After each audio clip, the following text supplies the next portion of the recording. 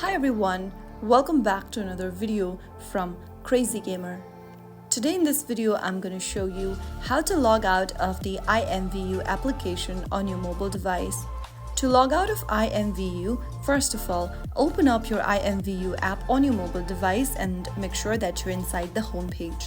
From the home page, tap on your avatar at the top right corner and this will open up your profile. Now click the gear icon at the top right from your profile section.